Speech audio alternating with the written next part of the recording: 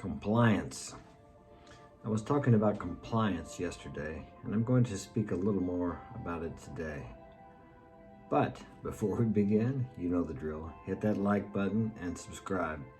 Check me out on YouTube at Mark Daniels Mark's Inspiration if you're watching this on Instagram, and if you're watching this on YouTube, check me out on Instagram at Mark's Inspiration. If you'd like to get my help personally, my website is marksinspiration.com. You can find out a little more about me there. And thank you to you, 1,633 YouTube subscribers. If you weren't here, I wouldn't be here either. So let's go. Compliance. From the time we are born, we are taught our limitations, and we are taught to comply with authority. The authority first, of course, is our mother and our father, if we're fortunate enough to have a mother and father. If not, then it's our guardians, whoever they may be. And we don't know what is true and what is not true. We take everything that is said to us and done to us as the truth, because we don't have the rational capability to decide what is true and what isn't true. Your mind is in what they call an alpha state till you're about 7 or 8, 9 years old. It just takes everything in. It's kind of a half sleepy state. Your conscious mind doesn't become, let's say, strong enough or aware enough to discern between what is true and what is false. That's why many of us grow up thinking we can't accomplish anything, because we were told things like, you're stupid, you don't have enough sense to pound sand in a rat hole. That's one I heard. You're never going to amount to anything, and the like. We hear all these things from the people who we trust, because these people, in a real sense, when we're young, determine if we live or if we die, because we depend upon them for our food, our shelter, everything. Now, of course, we probably wouldn't die if they didn't take care of us, because someone else would. But in our minds as children, we don't understand that. I gotta turn this down a little bit loud. Well, that's a little too much.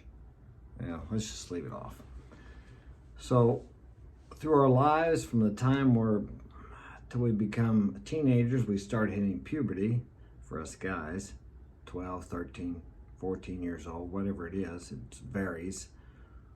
We have learned and been hardwired by society, programmed to comply to the higher authority. And of course, sometimes this is good. But as we carry this on into life, we just come to do it automatically. We don't even think, because we've allowed others, through no fault of our own, to control us. Through our formative years, we just assume and we think that's the way things are supposed to be. In school, we get there before the bell rings. We start class when the bell rings. When the bell rings, the class is over. We go to the other class before the bell rings. Otherwise, we get in trouble. There are consequences for not following the rules. Now, I'm all for following the law if it's ethical and moral. But the rules, many times you must break the rules. You must walk away from being the compliant subject of the powers and authority. Too many times people in life have done things because it was the law, when in reality it was wrong, or because it was the rules. In school, you're not really allowed to have your own opinion. What happened to you if you ever disagreed with the teacher, regardless of whether she was right or wrong? And it goes on as you get out of school and in the system. If you get pulled over by a police officer, and let's say he made a mistake and you didn't break the law, but he thought you did, you go to court, who is the judge going to believe? Or who is he going to choose to side with? He will 99.9% of the time side with the police officer. And that's just the way the system works. So you're kind of beat into compliance as life goes on. So that's the problem. What is the solution? Well, when you're a kid, there's really not too much you can do about it. But once you become a young adult, which is not 18, you're a young adult when you're 13 or 14 years old. Now, I know today's generation has been, coddled and pampered, and many of those kids are still kids when they're in their 20s. But the reality is you can become an adult when you decide to take responsibility for your life and quit blaming your parents or the authority figures, whoever it was that programmed you to believe the way you believe today. You have a choice. You can change that. Just as you learned what you know as reality today by the people, you learned it through the people who programmed you, you can change that. It's time to quit blaming your parents and the authority figures, the teachers, whoever has taught you how things are, and change and start programming yourself, which you can do. Or you can just go through life being a compliant subject of the powers in charge. The choice is yours. But if we look back over the past couple of years, a lot of the people who followed the agenda maybe wish they hadn't. And I have compassion for those people because they trusted the higher authority, the higher powers, and now many of them are having health problems as a result of that. I didn't, and many other people that I know didn't either, and we are glad that we didn't. But these are all programmed beliefs that you have to trust these people who supposedly know what's best for you. Because as I said, from the time you were born, people were in charge of you, and they actually had complete control over you, telling you what was best for you and what wasn't. But as you become a young adult, I'll reiterate this because it's very important, the choice is yours. And never, ever make choices on fear. And that's what happened this last couple of years. Many people made choices because they were afraid. It wasn't so much that they wanted to, to stop themselves from getting ill, but they wanted to stop the fear. Now, in their minds, they thought they were stopping an illness, but really what they wanted to quench was the fear of getting an illness. And so thus they took the only thing that, or the thing that was offered to them because they were so desperate to stop that fear and to make it all go away.